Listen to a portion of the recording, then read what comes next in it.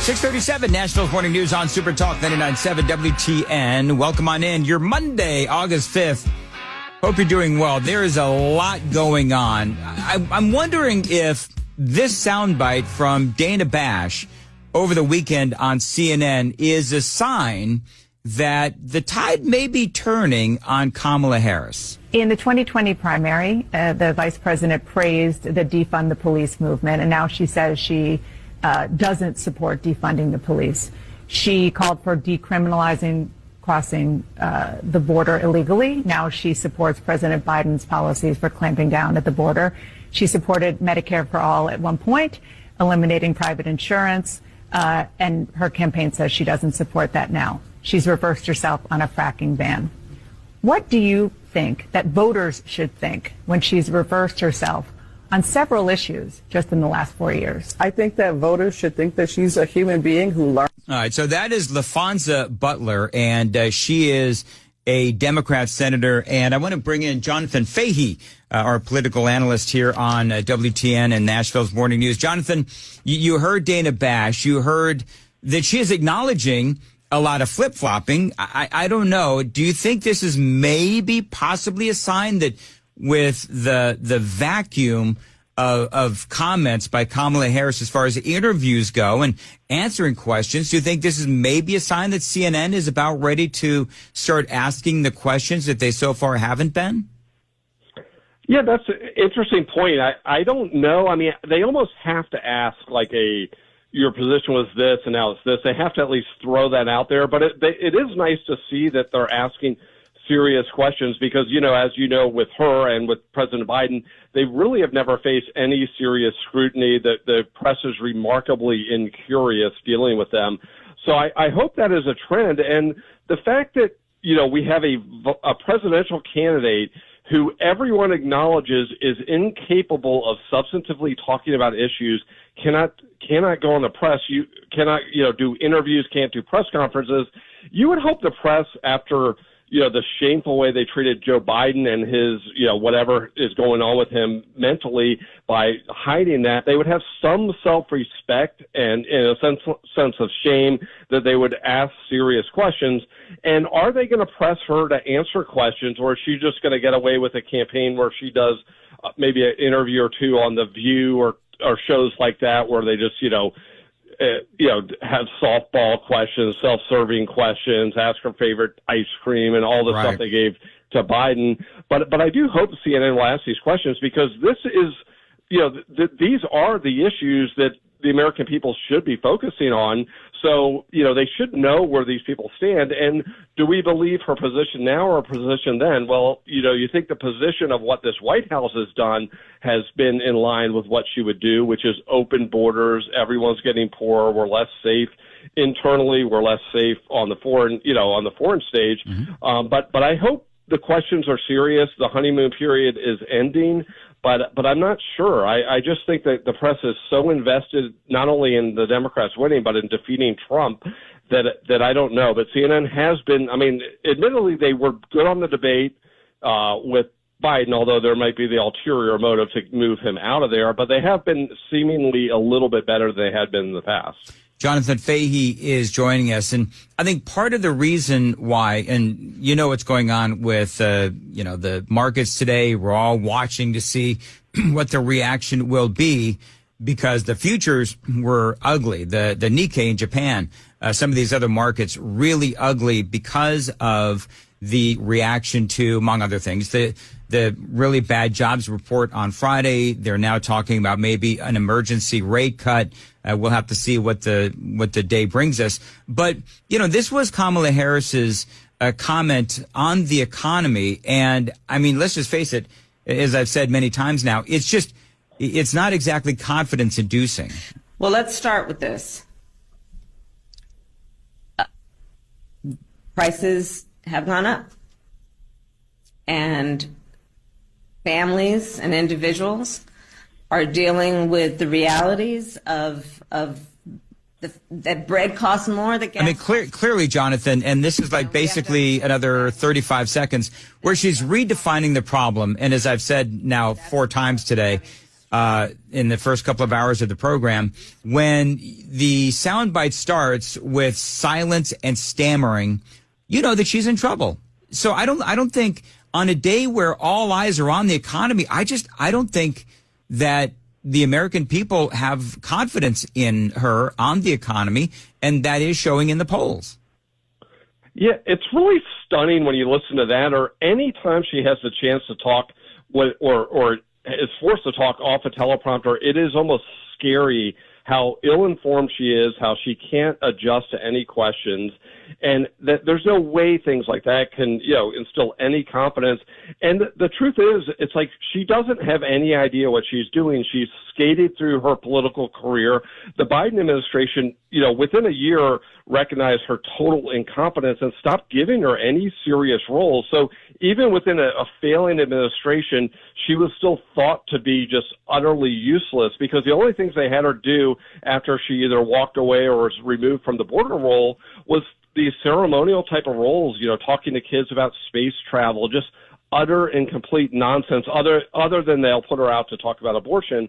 But it is scary. There's no way. And you think of what may be on the horizon with Iran and Israel and possibly us, and to think of her being in charge, can you even imagine her dealing with that issue, even discussing that issue in a serious way? I mean, remember the Ukraine comment. What was that, a couple of years? Ukraine's a small country, got, eaten by a big country. Yes. It was such complete idiocy that it's just such an embarrassment. You don't find anyone at any level of politics that is as ill-informed as her. It's stunning, because it's not like they pulled her out of like the business world to run for office and she had to learn all these things.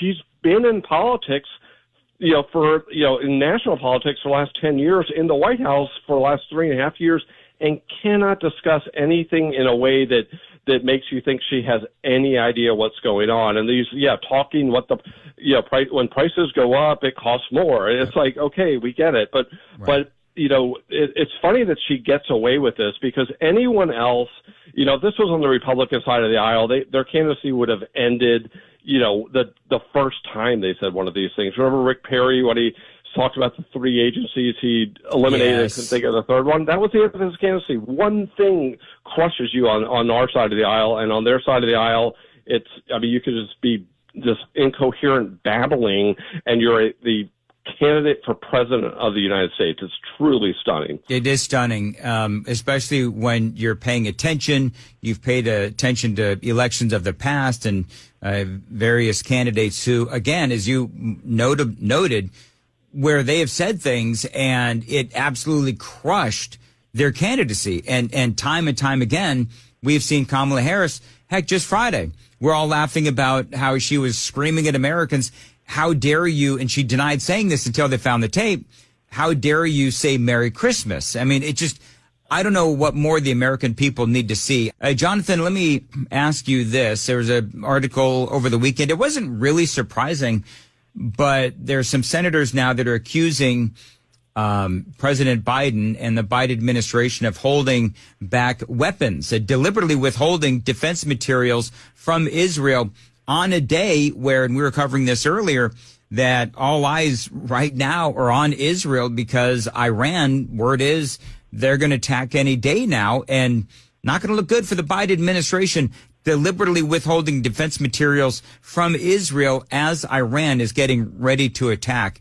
But this has been going on for quite some time. Yeah, it's pretty amazing. Yeah, we're withholding weapons that were voted for to go there. So these are things that should be going there. Meanwhile, the amount of money that has gone to the Palestinians, which in essence goes to Hamas, what is it, like $1 billion? So this idea of trying to be on both sides of this thing, one, it clearly makes this, it prolongs this, but the other thing is it shows how incredibly weak this administration is. And Iran is looking at, I'm sure they're looking at this. They look at Joe Biden's ineptitude. They look at the future. If Donald Trump is a president, they're probably going to be a lot less likely to do something because they know the retaliation will be serious and significant. So, yeah, all of these things just shows that this administration, everything is just, they look at everything through this domestic political lens. You know, it's like, okay, we have to be on both sides of this so we could keep all of these factions in our base that aren't necessarily or aren't aligned at all. And meanwhile, Israel's less safe and the United States is less safe. And you go back to our border and our, Department of Homeland Security that has spent the entire 3.5 years of basically trying to make ICE an outpost for La Raza and just have as many illegal aliens come in. And that's the priority. And they've put national security aside, leaving us all vulnerable. And our hope for security is that our enemies will be nice to us is a pretty scary place to be. But yeah, I do. We probably are the weakest we can possibly be because we have a lame duck president. And my guess is, President Biden's staff, everyone's probably, looking for their next job. So how many people are really dialed in on this thing? And they said, I saw something, I think it was on Fox website talking about Biden's in the Situation Room, which is so laughable. Right. We saw it last week when he didn't even know which plane to get into. Remember, he walked up and down the wrong stairs. It's like the idea that this guy is somehow in charge and in control. It's just such a joke, and everyone sees that. And, politics aside, it's like our safety and national security should always be treated seriously, and this administration doesn't do it, and they haven't for 3.5 years. So there's a lot of polling out there this morning. CBS News YouGov poll finds Donald Trump leading in 3 battleground states. According to the poll, he's up 1% in Wisconsin, 50 to 49%, 3 percentage points in Georgia, North Carolina as well, 50% to Harris's 47%. They say the poll has a margin of error, plus or minus 4 percentage points, and apparently they're all tied in Wisconsin. But other polls are saying contradictory things. Let's be honest. I mean, it is really close. How much are you paying attention to these polls, and what do you think is next? Yeah, I think it's, this thing seems a dead heat, and you look at these betting markets, and they have it, I think, 53 to 47, if you bet on this thing in the UK or something. But it does seem significant that she has gotten a bounce, and albeit she, again, going back to she never has to face any tough press, any scrutiny, doesn't have to actually perform on a serious level. So you picture these people in the middle that, have seen Biden, just seeing how much he's faltered, but don't know much about her, and then have seen glowing press. And, that when, to her credit, when she's at an event, she looks cheerful, energetic, and that's definitely a good contrast with Biden. So I think there is, that's definitely helped her. But I don't think until September, these things probably don't matter that much, although people start voting in September now. So it's like, we're really in the old days of October, if you really think about it, so people are going to be going to the polls next month on this early voting stuff. And, if she's able to dodge debates, which I hope Donald Trump will just debate her over and over and over again, because the more people see of her, the more they will dislike her, and the more they will see how incompetent she is and just totally inept. And I think Donald Trump's negatives are already built in, so people already know, the personal stuff that people don't like about him.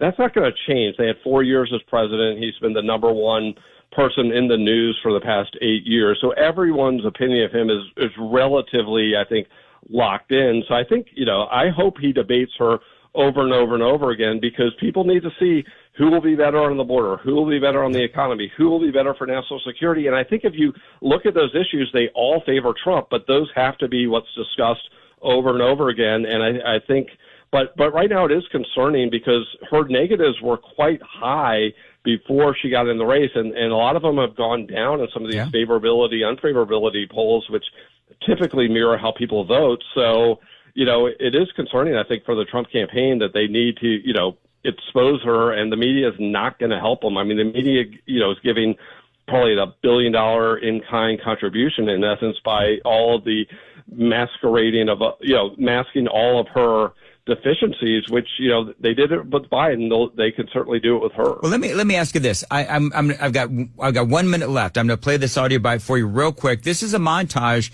of Kamala Harris talking about Joe Biden. Thank God our president is in good shape, in good health, and is ready to lead in our second term. Joe Biden is going to be fine. And let me tell you something. I work with Joe Biden every day. The work that under Joe Biden's leadership, our administration has accomplished is transformative. The way that the president's demeanor in that report was characterized could not be more wrong on the facts and clearly politically motivated. All right. So in 30 seconds, Jonathan, how much should the Republicans focus on the big lie that Joe Biden was fine, specifically about Kamala Harris and holding her accountable for lying to the American people? I think it should be a secondary thing. I think they should focus on it to expose her lying. I think going after his ineptitude and other things, you only have so much airtime. So I hope they're focusing on the economy, the border, national security, because that's what's going to decide these issues. So obviously it cuts against her credibility, but again, I think that sometimes it gets, we follow this stuff so carefully, so we're all think this is really important, which I think is really important, but I think the average person wants to know who will make their lives better, and I think that's where the issues come in, and they all cut Trump's way.